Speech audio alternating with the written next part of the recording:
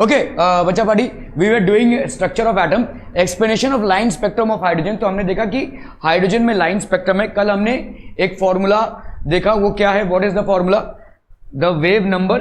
तो हमारा भाई साहब यहाँ पे कल हमने देखा व्हाट इज वेव नंबर। तो आपका ये याद रखिएगा, radius of first orbit of hydrogen atom is 52.9 into 10⁻⁻12 that is 52.9 picometre. ठीक है, ई एन की वैल्यू आर एच बाई एन का स्क्वायर, ये बहुत इंपॉर्टेंट फॉर्मूलेज हैं भाई साहब। ठीक है, आर एच की वैल्यू कितनी है 2.18 इंटू 10⁻18 जूल्स। ये आपका ई एन का वैल्यू कितना हो जाएगा -2.18 इंटू 10⁻18 बाई 1/n² जूल्स। ये n मतलब हो गया आपका नंबर ऑफ द ऑर्बिट। ठीक है, ओके, बहुत इंपॉर्टेंट फॉर्मूलेज हैं भाई साहब ये। ठीक है, okay okay okay. Line spectrum of hydrogen atom can be explain quantitatively by using Bohr's theory. Energy radiation is observed with the electron moves from smaller value of n to higher value of n। भाई साहब आपने देखा कि एक अगर orbit है तो यहां पे एक लोअर ऑर्बिट से आप हायर ऑर्बिट में मूव कर रहे हैं, लोअर ऑर्बिट से आप हायर ऑर्बिट में मूव कर रहे हैं, तो आप क्या कर रहे हैं भाई साहब, एनर्जी को ऑब्जॉर्व कर रहे हैं। Energy is observe when you are moving from a lower orbit to a higher orbit. ठीक है, ओके, सो यहां पे भाई साहब आपका energy radiation is observe with the electron moves from smaller value of n to higher value of n। ठीक है, okay, so principal quantum number whereas energy is emitted if the electron moves from higher orbit to lower orbit. तो जब एक higher lower orbit से higher orbit में आप move करते हैं तो एनर्जी को ऑब्जॉर्व कर रहे हैं, और जब हायर ऑर्बिट से लोअर ऑर्बिट में आप मूव कर रहे हैं तो एनर्जी को रिलीज कर रहे हैं। ठीक है, और दोनों भी आपका प्रोसेस कैसा है, देखिए एनर्जी को ऑब्जॉर्व करके लोअर ऑर्बिट से हायर ऑर्बिट में मूव करना, आप हायर ऑर्बिट में पहुंच तो गए लेकिन वहां पे स्टेबल नहीं रह पाएंगे, you will have to move back. तो जैसे ही आप मूव बैक करेंगे तो आप उस एनर्जी को रिलीज कर देंगे। ठीक है, okay, so the energy gap between the two orbits, अगर हम देखते हैं भाई साहब energy gap between the two orbits क्या हो जाएगा, energy of the final orbit minus energy of the initial orbit.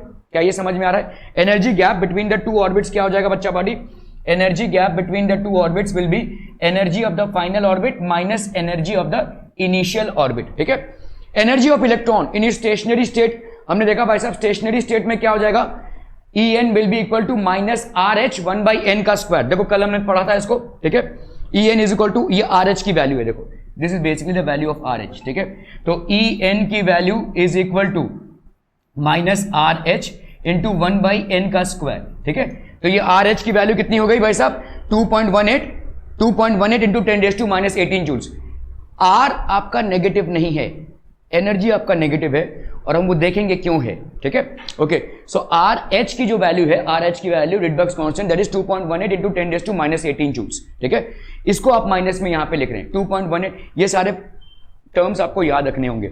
The energy in the nth orbit of an atom is minus R H into 1/n का square, where n is what, the number of the orbit. ठीक है, ये R H की value कितनी हो जाएगी, अगर joules में आप इसको एक्सप्रेस कर रहे हैं तो जूल्स में ये हो जाएगा 2.18 इंटू 10⁻18 जूल्स।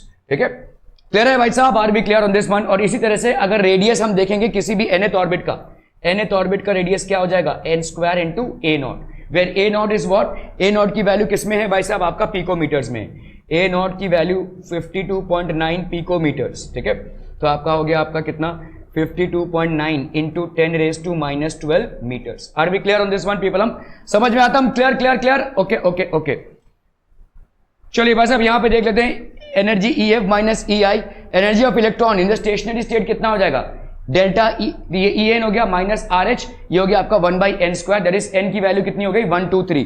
कंबाइनिंग, अगर आपने दो इक्वेशंस को कंबाइन कर दिया, डेल्टा ई की वैल्यू कितनी हो जाएगी, देखो यहां पे देखो आपका ई फाइनल का वैल्यू क्या होगा, देखो आपका यहां पे डेल्टा ई की वैल्यू मतलब कैसा है, देखो यहां पे एक ये ऑर्बिट है। ठीक है, ये है आपका एनर्जी इनिशियल, और ये भाई साहब ऑर्बिट है जहां पे ये है आपका एनर्जी फाइनल। ठीक है, क्लियर है, ये दोनों ऑर्बिट्स हैं अलग अलग, यहां पे इनिशियल और ये हो गया आपका फाइनल। तो आपका एनर्जी गैप कितना हो जाएगा, this will B equal to E final minus E initial. अभी आपने देखा कि ई एन की वैल्यू कितनी होती है, ये होती है minus R H into 1/n का स्क्वायर होता है वैसा, है ना, ई एन की वैल्यू। तो यहां पे क्या हो जाएगा बोलो, this will be E final की वैल्यू कितनी हो जाएगी minus R H into 1/n final का स्क्वायर, ऐसा लिखेंगे कि नहीं, minus minus R H into 1/n initial का स्क्वायर। क्या ये समझ में आ रहा है? ठीक है, ये माइनस माइनस क्या हो गया प्लस, आर एच को कॉमन उठा लो। ठीक है, तो ये हो गया आपका कितना, minus R H by N final का square plus R H by N initial का स्क्वायर। सो आर एच को भाई साहब बाहर निकालो, तो ये हो गया आपका कितना, 1/ni का स्क्वायर माइनस 1/nf का स्क्वायर। ठीक है, क्लियर है भाई साहब? 1/ni का स्क्वायर माइनस 1/nf का square. Are B clear on this? अभी इसको वैल्यूज डाल दो भाई साहब, यहां पे कितना हो जाएगा, 2.18 इंटू 10⁻⁻18 जूल्स, और ये हो गया आपका 1/ni का स्क्वायर माइनस 1/nf का स्क्वायर। क्या ये समझ में आ रहा है या रिपीट टेलीकास्ट चाहिए बच्चा बाड़ी? इज दिस अंडरस्टूड और you need a repeat telecast? Repeat telecast, okay. चलिए भाई साहब इसको देख लेते हैं। यहाँ पे आपका एक एटम है, देखो this is basically your atom. इसके अंदर तो भाई साहब प्रोटॉन्स और इलेक्ट्रॉन्स होंगे। ठीक है, सो लेट्स से ये आपका प्रोटॉन्स है और यहाँ पे है आपका न्यूट्रॉन्स। ये आपका let's say n is equal to n i हो गया और ये n फाइनल हो गया। लेट्स से कुछ भी हो सकता है, ये 1 2 3 4 कुछ भी हो सकता है। मैंने 2 ऑर्बिट्स लिए हुए हैं। आपने इस एटम को क्या दिया हुआ है भाई साहब, एनर्जी दिया हुआ है। इस एटम ने एनर्जी गेन किया तो इसका मतलब इसके इलेक्ट्रॉन्स ने एनर्जी गेन किया। इसके इलेक्ट्रॉन्स ने जब एनर्जी गेन किया तो ये यहां से यहां टपका। ठीक है, इलेक्ट्रॉन्स ने जब एनर्जी गेन किया तो यहां से यहां टपकेगा। जब कब, जब इसके एनर्जी के बराबर हो जाएगा। तो लेट्स से आपका ni वाला जो ऑर्बिट है उसमें एनर्जी है आपका कितना, ei। ठीक है, और जो nf वाला ऑर्बिट है उसमें एनर्जी है आपका ef। ठीक है, तो अभी जब ये एटम कितना एनर्जी गेन करेगा तब इलेक्ट्रॉन जाएगा। हाँ, उस ऑर्बिट की जितनी एनर्जी है उतनी जब गेन करेगा, उससे कम में वो मूव नहीं करेगा। क्या ये समझ में आ रहा है? उससे कम में उसका मूवमेंट नहीं होगा। जब वो उतना ही एनर्जी गेन कर ले जितना इसका ऑर्बिट का एनर्जी है तब वो मूव करेगा। ठीक है, तो अपन यहां पे क्या बोल सकते हैं, एनर्जी गैप कितना हो जाएगा बोलो, this will B EF minus EI। समझ में आ रहा है ये? अभी हमने पढ़ा हुआ है कि किसी भी nth ऑर्बिट में, in any orbit, let's say nth orbit हम बोले, अगर nth ऑर्बिट, अगर किसी भी ऑर्बिट की बात करें, लेट्स से nth ऑर्बिट की बात करें, तो यहां पे अपन क्या बोल सकते हैं, energy in the nth orbit is equal to minus R H by N का स्क्वायर, जिसको अपन क्या लिख सकते हैं, माइनस 21.8, ये वाला है देखो, माइनस 2.18 इंटू 10⁻⁻18 जूल्स। ठीक है, तो इसको अपन लिख सकते हैं minus 2.18 into 10⁻⁻18 joules upon N का स्क्वायर। ये हो गया आपका ई एन का वैल्यू।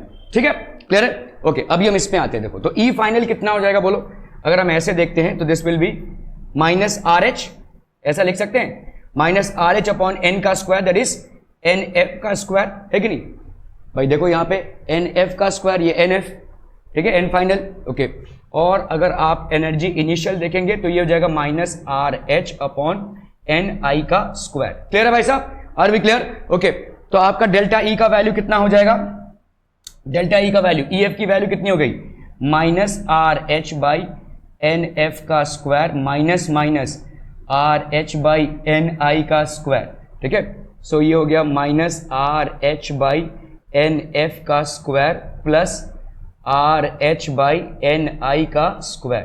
तो अगर हमने आर एच को कॉमन निकाल लिया तो कितना हो जाएगा बोलो, 1/ni का स्क्वायर माइनस 1/nf का स्क्वायर। ठीक है, सो ये हो गया आपका delta E. Are we clear on this one? हम पीपल हम आर एच 1/ni का स्क्वायर माइनस 1/nf का स्क्वायर। ठीक है, क्लियर है? Are we clear on this one हम पीपल हम? ठीक है, समझ में आ रहा है भाई साहब? हाँ, किधर नीचे? हाँ, मैंने आर एच को कॉमन निकाला, नहीं आर एच को कॉमन निकाला, उल्टा नहीं हुआ है।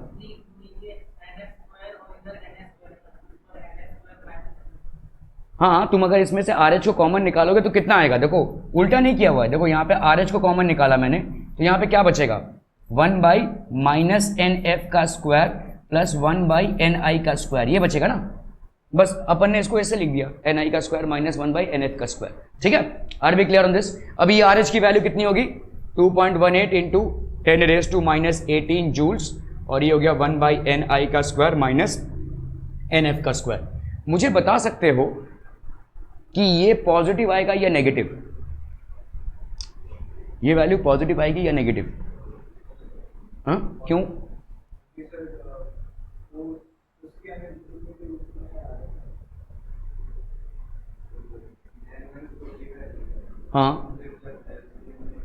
हाँ, पॉजिटिव आएगी, इज राइट। ठीक है, देखो समझ लो मैंने यहाँ पे n1 छोटी वैल्यू ये से ये बोल रहे हैं और nf आपका बड़ी वैल्यू है ना।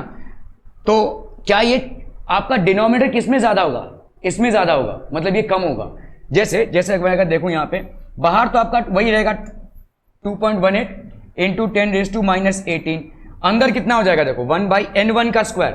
लेट्स से n1 ni की वैल्यू यहाँ पे कितनी है 2 और nf की वैल्यू यहाँ पे कितनी है 5। ठीक है, तो यहाँ पे अपन क्या लिख सकते हैं 1/2 का स्क्वायर माइनस 1/5 का स्क्वायर। चलिए इसको भूल जाओ, ये तो बाहर है। इसको अगर हम देखते हैं तो यहाँ पे कितना हो जाएगा 1/4 माइनस 1/25। तुम बोलो इसका वैल्यू कितना आ जाएगा? 25 इंटू 4 100 हो गया ना भाई साहब? हाँ 100 ही होगा। तो यहाँ पे क्या आ गया 4 इंटू 25, 25 माइनस 25 इंटू 4, तो यहाँ पे कितना आ जाएगा? बोलो 5 से 4 गया 1, 21/200। ये 21/200 इंटू 2.18 इंटू 10⁻⁻18। तो हमेशा आपका भाई साहब पॉजिटिव आंसर ही आएगा, पॉजिटिव आंसर ही आएगा। क्या ये समझ में आ रहा है भाई साहब? ठीक है, so you will always get a positive answer. Okay, so यहाँ पे देखो आर एच की वैल्यू तो हमारा यहाँ पे कितना आ गया? एन आई का स्क्वायर माइनस 1/nf का स्क्वायर। 2.18 1/ni का स्क्वायर माइनस 1/nf का square. The frequency associated with the absorption and emission of the photon is expressed by. तो आप देखो भाई साहब यहाँ पे फ्रीक्वेंसी कैसे निकालते हैं? आपने देखा भाई साहब इसके पहले एनर्जी को हम कैसे एक्सप्रेस करते हैं? h into frequency. तो आपका भाई साहब डेल्टा ई क्या है? जब आपका ये कहां से कहां आ रहा है? फाइनल से इनिशियल में आ रहा है, तो इतना एनर्जी एमिट कर रहा है, डेल्टा ई वाली एनर्जी एमिट कर रहा है, तो मतलब ये हो गया h इंटू फ्रीक्वेंसी। ठीक है, तो हम यहां पे बोल सकते हैं h into frequency, delta E will be h into frequency, that will B equal to R H 1/ni का स्क्वायर माइनस 1/nf का स्क्वायर। ठीक है, तो यहां पे आपकी फ्रीक्वेंसी की वैल्यू कितनी हो जाएगी? फ्रीक्वेंसी की वैल्यू हो जाएगी डेल्टा ई बाई, तो आपका फ्रीक्वेंसी का वैल्यू कितना हो जाएगा? देखो डेल्टा ई बाई एच लिख सकते हैं कि नहीं? है कि नहीं? इसको देखो, ये तो आपका प्लैंक्स के थ्योरम से delta E is equal to H into frequency, तो फ्रीक्वेंसी क्या हो जाएगी? Delta E by H. Delta E की वैल्यू कितनी निकाली है आपने? डेल्टा ई की वैल्यू भाई साहब आपने निकाली हुई है यहां पे कितना? आर एच, ये वाला है भाई साहब आर एच 1/ni का स्क्वायर माइनस 1/nf का स्क्वायर। तो यहां पे क्या हो जाएगा बोलो? R H by H 1/ni का स्क्वायर माइनस 1/nf का square. Are B clear on this one? ये हो गया आपका फ्रीक्वेंसी। ठीक है, समझ में आ रहा है नहीं? देखो यहां पे आपका फ्रीक्वेंसी कितना हो जाएगा? आपने ये निकाला, डेल्टा ई की वैल्यू कितनी हो गई? डेल्टा ई की वैल्यू भाई साहब कितनी हो गई? आर एच 1/nf का स्क्वायर। इसको ऐसा लिख सकते हैं, डेल्टा ई की वैल्यू ये हो गई। और डेल्टा ई की वैल्यू किसके बराबर होती है? डेल्टा ई की वैल्यू होती है h इंटू फ्रीक्वेंसी के बराबर। फ्रीक्वेंसी हो जाएगा आपका delta E by H. Delta E by H करोगे तो उसका मतलब हो जाएगा R H by H 1/ni का स्क्वायर माइनस 1/nf का square. Are B clear to this one people? ठीक है, ओके ओके ओके।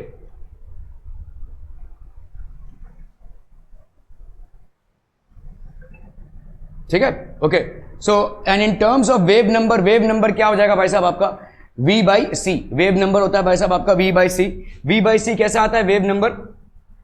तो आपका वेव नंबर होता क्या है? वेव नंबर, ये आपका वेव नंबर है, this will B equal to v by C. क्यों होगा भाई साहब? वेव नंबर होता क्या है? वेव नंबर इज एक्चुअली 1/λ, है ना, 1/λ। और अपने को मालूम है c क्या होता है? Lambda into frequency. ठीक है, तो अगर हमने भाई साहब यहाँ पे 1/λ किया तो मतलब ये हो गया आपका c/λ is equal to frequency.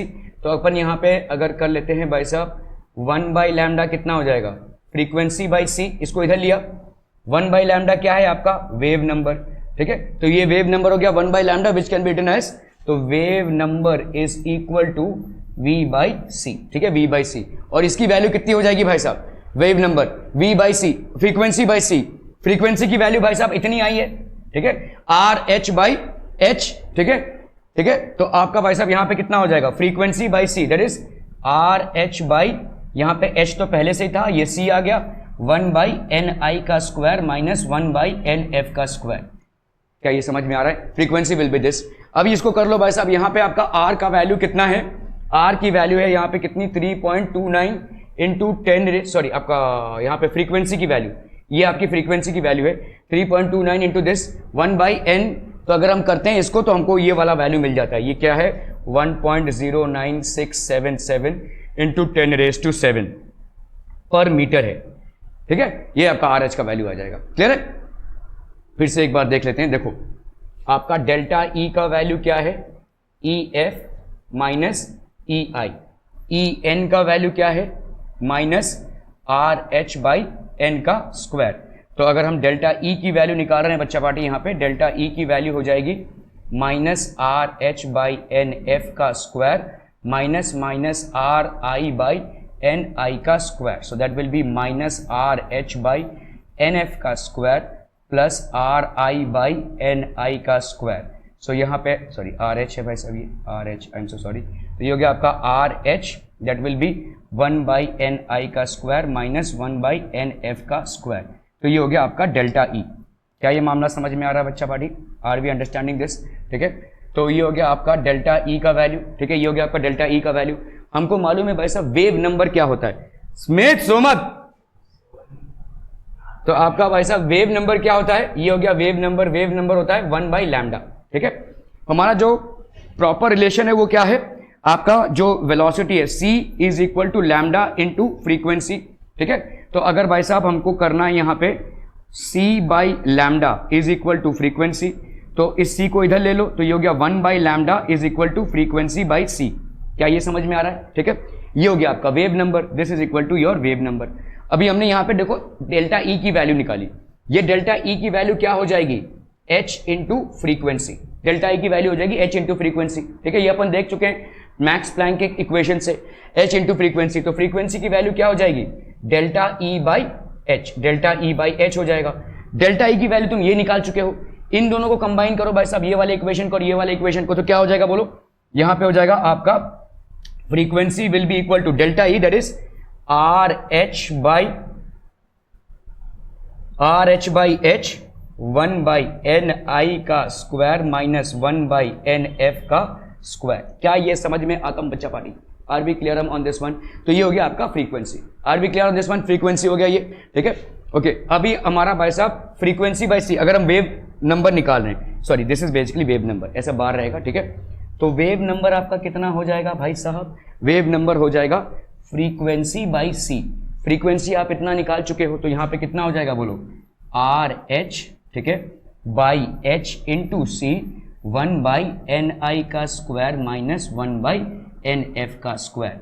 ये RH की वैल्यू जब हम डालते हैं और यहाँ पे H की वैल्यू और C की वैल्यू सब जब हम डालते हैं तो वी गेट हाउ मच बच्चा पार्टी, इस पूरे की वैल्यू कितनी आ जाती है 1.09677 इंटू 10⁻⁻7 मीटर। किधर गया भाई साहब आपका 10⁻7, 10⁻7, और ये हो गया आपका 1/NI का स्क्वायर माइनस 1/NF का स्क्वायर पर मीटर। ठीक है, ये हो गया आपका wave number that is equal to 1/λ। ये पर मीटर में है। अगर इसी चीज को आपको सेंटीमीटर में निकालना है तो क्या निकाल सकते हैं भाई साहब, this can be written as per centimetre. मतलब अगर यहाँ पे पर मीटर है तो नीचे मीटर है, अगर उसको सेंटीमीटर में करोगे तो 1/100, तो इधर 100 से मल्टीप्लाई हो जाएगा। तो दिस विल बी 109,677 इंटू 10⁻⁹, ठीक है, 1/NI का स्क्वायर माइनस 1/NF का स्क्वायर पर सेंटीमीटर में आ जाएगा। ठीक है, इसको ज्यादा करके आपके MCQ वाले क्वेश्चंस में आप इसको 10⁻7 ले सकते हैं या 10⁻9 ले सकते हैं। ठीक है, you can basically take it as 10⁻7 और 10⁻9। क्लियर है भाई साहब? Are B clear? ठीक है, सो ये हो गया आपका भाई साहब वेव नंबर का इक्वेशन।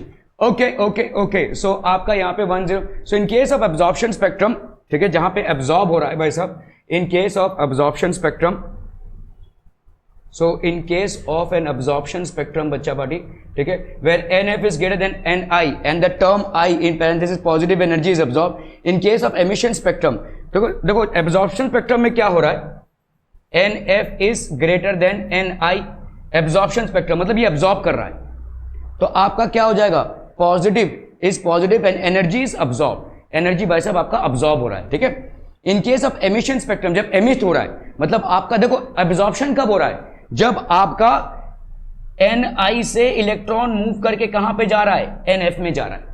ये हो गया भाई साहब आपका एब्जॉर्प्शन स्पेक्ट्रम, ठीक है, ये हो गया भाई साहब आपका एब्जॉर्प्शन स्पेक्ट्रम। और एमिशन स्पेक्ट्रम कब होगा? जब NF से फाइनल से NI पे जा रहा है, लोअर ऑर्बिट में जा रहा है, तो ये हो जाएगा आपका एमिशन स्पेक्ट्रम, ठीक है, ठीक है। Energy is negative and energy is released, इसीलिए एनर्जी की वैल्यू नेगेटिव होगी। समझ में आ रहा है? ये एनर्जी की वैल्यू रिड्यूस हो जाएगी ना भाई साहब, ठीक है। Energy is negative in case of emission spectrum, NI is greater than NF। Obviously बात है भाई साहब, यहां पे आपका जो देखो, यहां पे आपका जो एनर्जी का वैल्यू है, ये एनर्जी का वैल्यू है। मुझे बताओ यहां पे NI और NF, ये आपका फाइनल ऑर्बिट में था जहां पे वो जा रहा है, और ये आपका इनिशियल ऑर्बिट है, मतलब बड़ा वाला ऑर्बिट है, तो ये आपका नेगेटिव हो जाएगा। That's the reason energy is negative. Note that each spectral line whether is absorption or emission spectrum can be associated with a particular transition in hydrogen atom. In case of a large number of hydrogen atom, different possible transitions can be absorbed, thus leading to large number of spectral lines.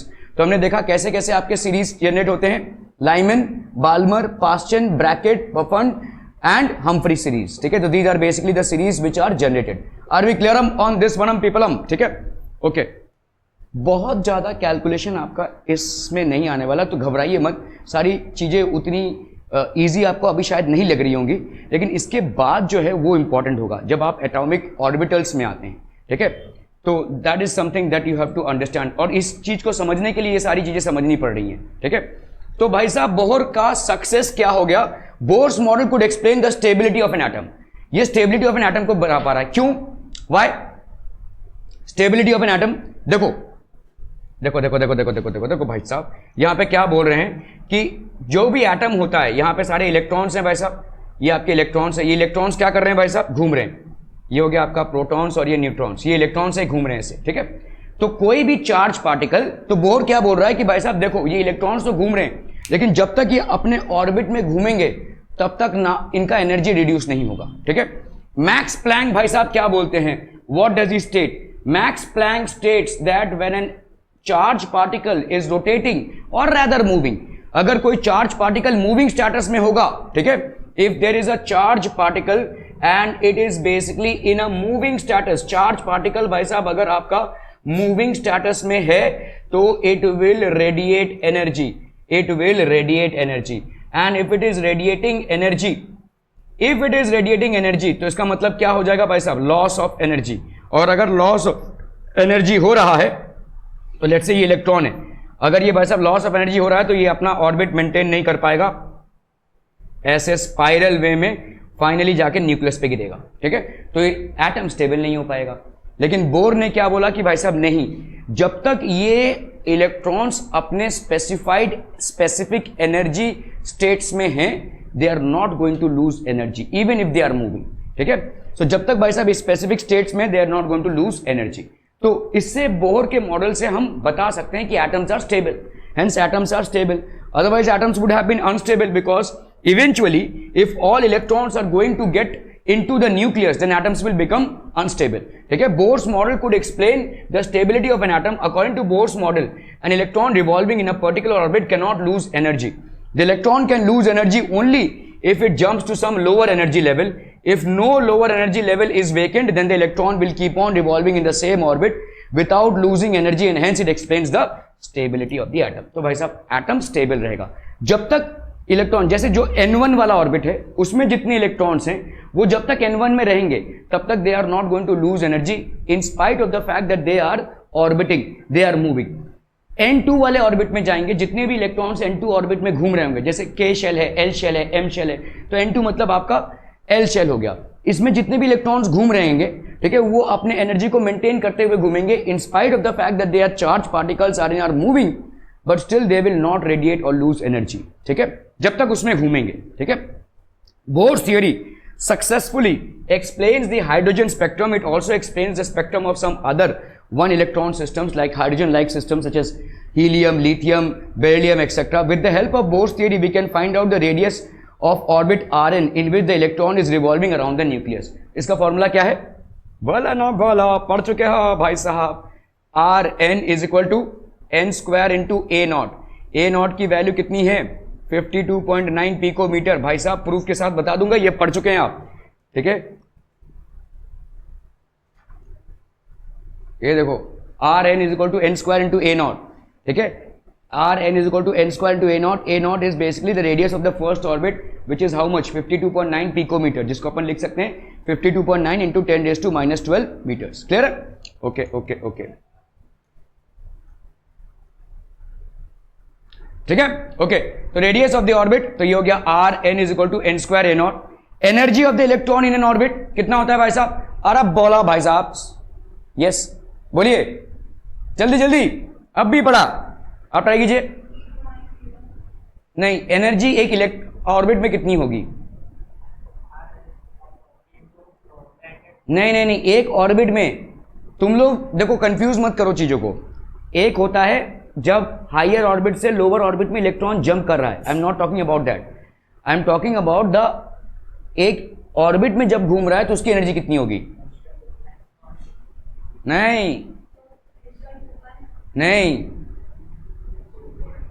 अरे अब भी पढ़ा है,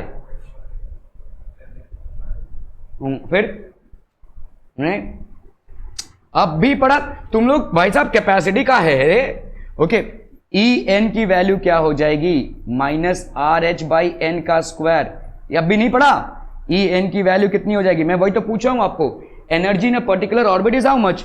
minus 21 point, अभी इसको भाई साहब 21.8 into 10 कितना है भाई साहब? 12 ना, माइनस 18, ओके, अपॉन भाई साहब आपका एन का स्क्वायर, ये हो जाएगा। ठीक है, सो हीलियम, लिथियम एक्सेट्रा, तो आपका ये हो गया energy of the electron in orbit. Velocity of the electron in orbit, इसको कैसे करेंगे? तो ये समझ लीजिए भाई साहब, ई एन की वैल्यू क्या हो जाएगी? आर एच बाई एन का स्क्वायर। ठीक है, देखो कॉन्टेक्स्ट को समझो, मैं यहां पे पूछ रहा हूं कि जब एक nth ऑर्बिट में एक इलेक्ट्रॉन घूम रहा है तो उसकी एनर्जी कितनी होगी, ये पूछा है आपसे। आपसे ये नहीं पूछा है कि भाई साहब एन फाइनल से एन इनिशियल पे आ गया तो कितनी होगी, कितना एमिशन होगा। आपसे ये पूछा है कि उस ऑर्बिट में घूमने के दौरान कितनी एनर्जी होगी। So understand the context of the question. ठीक है, okay, now velocity in N orbit, इसको कैसे निकालेंगे? Very good, N H by 2 pi. तो बोर का थियरम क्या बोलता है? एंगुलर मोमेंटम, ये है एम वी आर, ठीक है, is equal to integral multiple of H by 2 pi. ठीक है, तो v की वैल्यू कितनी हो जाएगी? N H by 2 pi M R. Good, ठीक है, ये हो जाएगी इसकी वेलोसिटी। तो ये तीनों चीजों को आप निकाल सकते हैं। तो बोर के थियरम से पहला चीज जो आप मैथमेटिकली निकाल सकते हैं वो ये कि आर एन का स्क्वायर क्या हो जाएगा भाई साहब? सॉरी, आर एन क्या हो जाएगा? N square into A naught, where a naught is the radius of the Bohr's orbit, that is 52.9 picometer। ठीक है, energy of the electron in the nth orbit, E N की value क्या हो जाएगी? Minus R H by N का square. ठीक है, और तीसरा भाई साहब आपका M V R is equal to N H by 2 pi. इससे आप वेलोसिटी को निकाल सकते हैं। तो ये सारे तमाम चीजें जो है बोर के थ्योरम से निकल रहे हैं, they are important for us. ठीक है, so these are the advantages of the Bohr's theory. Okay, now will talk about कि भाई साहब ये एनर्जी को आपने नेगेटिव क्यों ही लिया है। ठीक है, why is energy negative? E N की value minus R H by n square क्यों होगा? ठीक है, the energy of an electron in a hydrogen atom has a negative sign for all possible orbits. What does this negative sign convey? ये negative sign क्यों है? तो आपने देखा भाई साहब ई एन की वैल्यू है minus R H by N का स्क्वायर। हाइड्रोजन एटम में ये नेगेटिव साइन क्यों है? ठीक है, this negative sign means that the energy of the electron in the atom is lower than the energy of a free electron at rest. ठीक है, एक फ्री इलेक्ट्रॉन का रेस्ट पे जितना एनर्जी होता है उससे कम होता है जब वो ऑर्बिट में घूम रहा हो। ठीक है, this is what it means. This negative sign means that the energy of an electron in the atom is lower than the energy of a free electron at rest. अगर एक इलेक्ट्रॉन को उठाकर हमने रेस्ट पे रख दिया, उसकी जितनी एनर्जी होगी उससे कम होगी एक इलेक्ट्रॉन का ऑर्बिट में घूमते हुए एनर्जी से। ठीक है, ओके, एंड तो इसका मतलब समझो कि इसका मतलब क्या हो गया? ऐसा कैसे हो सकता है कि जो चीज मूव नहीं कर रही है उसकी एनर्जी जो चीज मूव कर रही है उससे कम हो?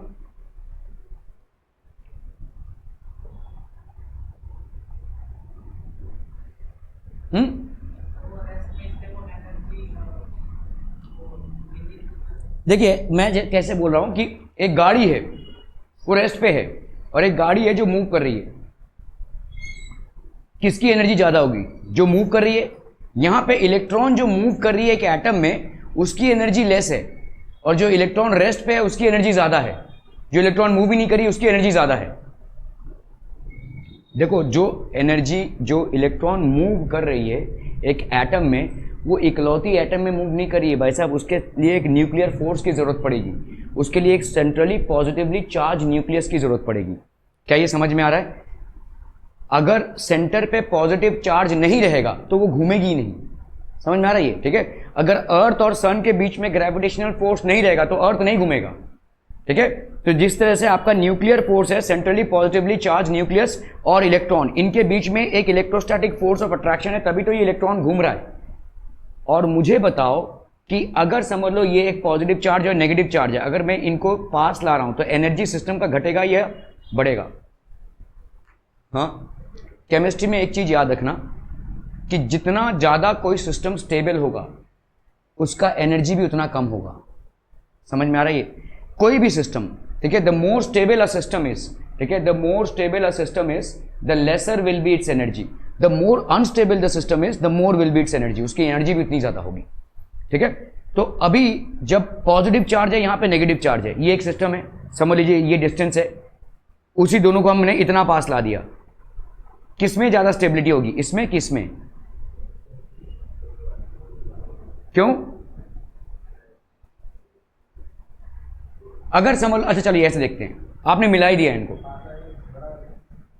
नहीं प्लस और माइनस है ना, तो जैसे ये पास आएंगे तो ना प्लस प्लस रहेगा ना माइनस माइनस रहेगा, दोनों भी न्यूट्रल हो जाएंगे, दोनों भी न्यूट्रल हो जाएंगे कि नहीं? ठीक है, तो इसका मतलब क्या हो रहा है, जितना ये पास आते जा रहे हैं उतना ही क्या होते जा रहे हैं, न्यूट्रल होने की संभावना बढ़ती जा रही है, और न्यूट्रल होने की संभावना जब बढ़ती जाएगी तो इसका मतलब क्या होगा, सिस्टम और ज्यादा स्टेबल होता जाएगा, है ना? Stability is increasing, if they are coming close to each other stability is increasing.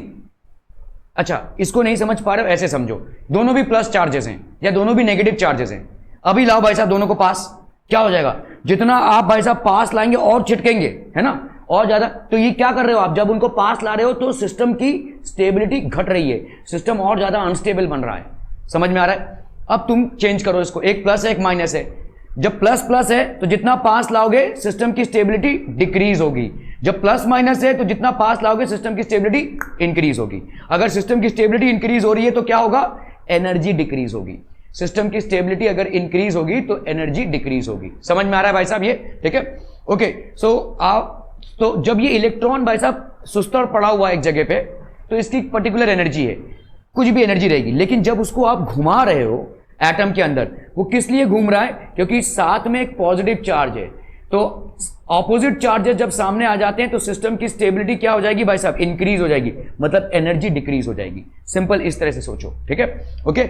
So the energy of a free electron, N electron in N atom is because of the attractive force.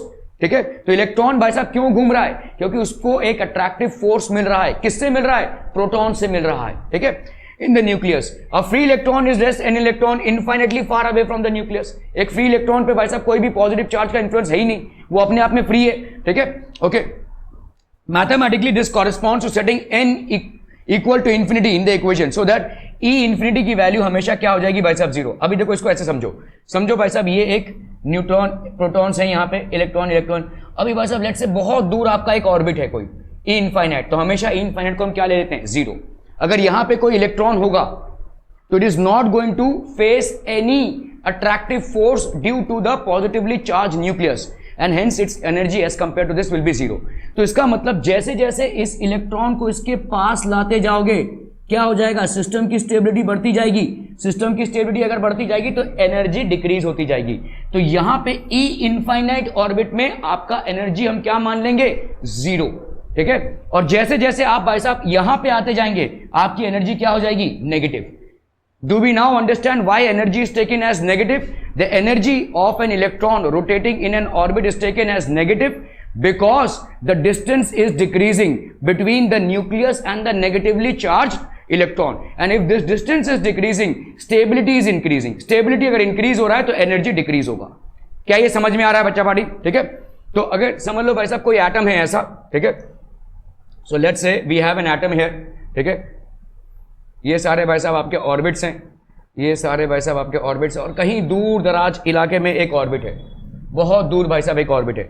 यहां पे आपके protons हैं, neutrons भी हैं, लेकिन neutrons का कोई लेना देना नहीं है। ये इलेक्ट्रॉन्स हैं भाई साहब, ठीक है, ये इलेक्ट्रॉन्स हैं। ये इलेक्ट्रॉन भाई साहब कहां पे है, इंफिनिटी पे है ये इलेक्ट्रॉन। तो आप जैसे जैसे भाई साहब इस इलेक्ट्रॉन को पास लाते जाएंगे ये किसके पास आता जा रहा है? पॉजिटिवली चार्ज न्यूक्लियस के पास आता जा रहा है। तो ये और ज्यादा सिस्टम स्टेबल होता जाएगा। जितना ज्यादा सिस्टम स्टेबल होगा, स्टेबिलिटी अगर बढ़ेगी तो एनर्जी भाई साहब क्या हो जाएगी? डिक्रीज हो जाएगी। तो ई इनफाइनाइट डिस्टेंस पे हम मान लेते हैं कि इसकी एनर्जी जीरो है।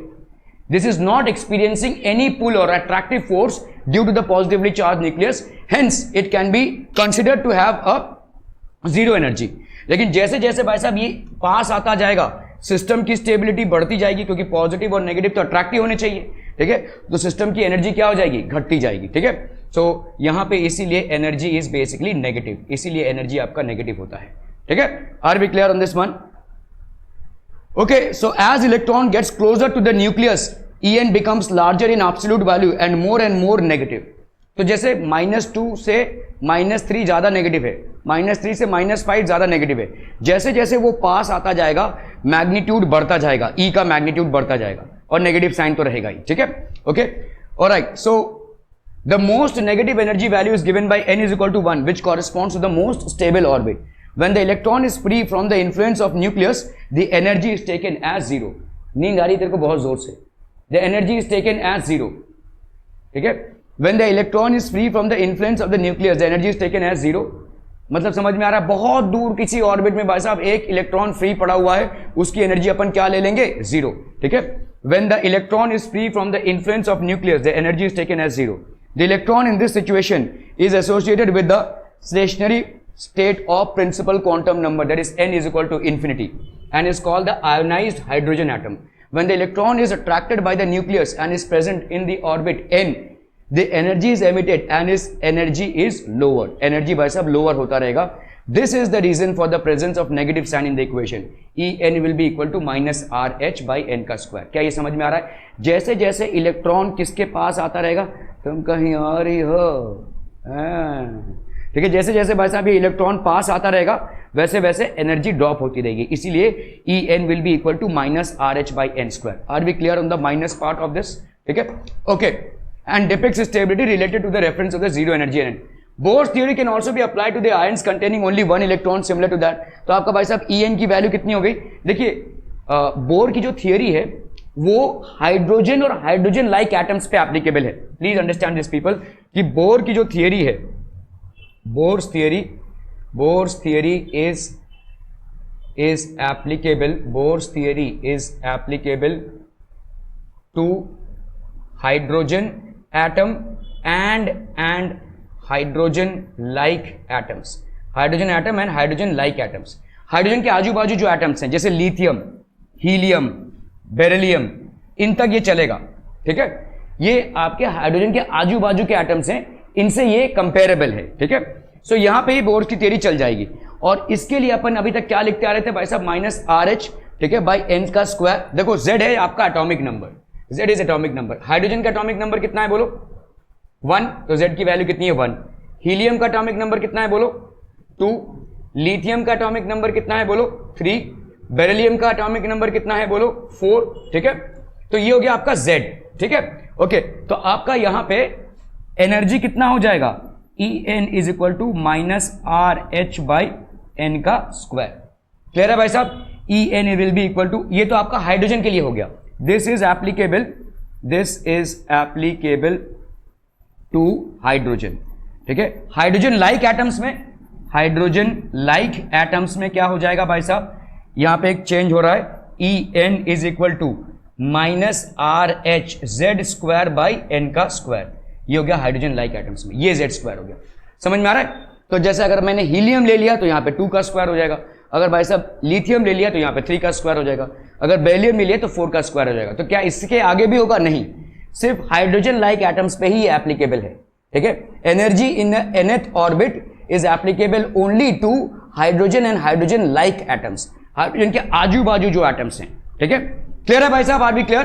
तो En की वैल्यू फॉर हाइड्रोजन, बच्चा पार्टी, En की वैल्यू फॉर हाइड्रोजन इज आपका माइनस RH बाई n का square, and for hydrogen like atoms it is minus RH Z square by n का square, where Z is basically the atomic number, ठीक है?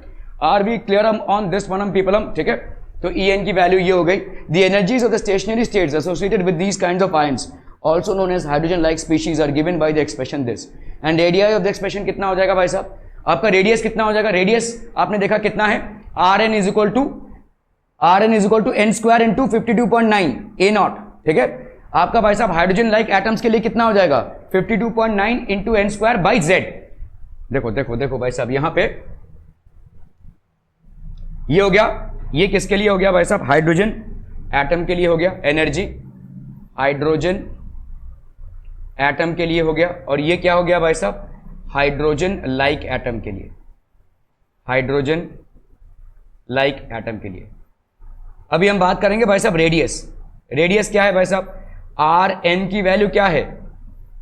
ए naught N का square है ना भाई साहब. रेडियस किसके लिए? हाइड्रोजन एटम के लिए. और हाइड्रोजन लाइक एटम के लिए, हाइड्रोजन लाइक एटम के लिए कितना हो जाएगा बच्चा पार्टी? आर एन की वैल्यू हो जाएगी a naught n square by Z. ठीक है, where Z is the atomic number, number of orbit है. वन ही रहना चाहिए. एन स्क्वायर लिखने की जरूरत इसलिए है क्योंकि अगर आपने हाइड्रोजन को ग्राउंड स्टेट में कंसीडर किया तो वो n इज इक्वल टू 1 ही होगा. लेकिन अगर आपने एक्साइटेड स्टेट में कंसीडर किया तो वो दूसरे ऑर्बिट में टपकेगा. ठीक है, तब आपका n का वैल्यू 2 होगा या 3 होगा या 4 होगा. ठीक है, ग्राउंड स्टेट में जब तक आप ले रहे हैं तो n की वैल्यू 1 ही रहेगी हाइड्रोजन के लिए. लेकिन अगर आप 1, 2, 3 ऐसा पर एक्साइटेड स्टेट में ले रहे हैं, depending upon the amount of energy that you have supplied to the hydrogen atom, n can assume values of 2, 3, 4 etcetera. क्या ये समझ में आ रहा है? ठीक है, ओके, आर बी क्लियर? ये हो गया आपका रेडियस. ए की वैल्यू यहां पे कितनी है? ए मिश्रा जी, ए नॉट की वैल्यू कितनी है? 52.9 पिकोमीटर. ठीक है, दिस विल बी 52.9 पिकोमीटर. ठीक है, पिकोमीटर मतलब 52.9 into 10⁻⁻12 metres. Are B clear on this one people? ठीक है, okay. Similarly it is also responsible to calculate the velocities of the electrons moving in these orbits. It is given by the expression Vn is equal to ZE का square by 2HN. ठीक है, Vn की value क्या हो जाएगी भाई साहब? ZE का square by 2HN nth orbit में. ठीक है, nth ऑर्बिट में भाई साहब क्या हो जाएगा? ZE का स्क्वायर बाई 2HN. लिख लीजिए इसको, क्योंकि आपको मैं समझा नहीं सकता क्योंकि यहाँ पे इलेक्ट्रोस्टैटिक फोर्स एक्चुअली आ जाता है. ठीक है, तो velocity, this is basically velocity of an electron in the nth orbit. Velocity of an electron in the nth orbit, this will B equal to ZE का स्क्वायर 2HN. ये आपके hydrogen like atom के लिए है. This is applicable for hydrogen like atom. ठीक है, जिसको अपन क्या लिख सकते हैं भाई साहब? V अगर हमारा n होगा, अगर हाइड्रोजन एटम होगा तो E स्क्वायर बाई 2HN हो जाएगा. This will B E square by 2HN. ठीक है, okay. So this will B, अभी इसको कर लो भाई साहब. यहाँ पे ZE का स्क्वायर दैट इज, देखो यहाँ पे आपका 2.18, इसका वैल्यू कितना आ जाएगा? यहाँ पे 2.18 इंटू 10⁻⁶ हो जाएगा. देखो ये अगर हमने Z ले लिया, ये E स्क्वायर ले लिया और ये 2H ले लिया, E स्क्वायर की वैल्यू, E की वैल्यू कितनी है? देखो 1.6 इंटू 10⁻⁻19 और H की वैल्यू कितनी है? 6.626 इंटू 10⁻34. तो इसकी वैल्यू कितनी आ रही है? 2.18 इंटू 10⁻6. ये हो गया भाई साहब Z अपॉन N. ठीक है, Z अपॉन N. तो Vn की value is equal to 2.18 into 10⁻6 Z upon N. Clear है? Are we clear on this one people? Okay okay okay, thank you so much for your valuable time.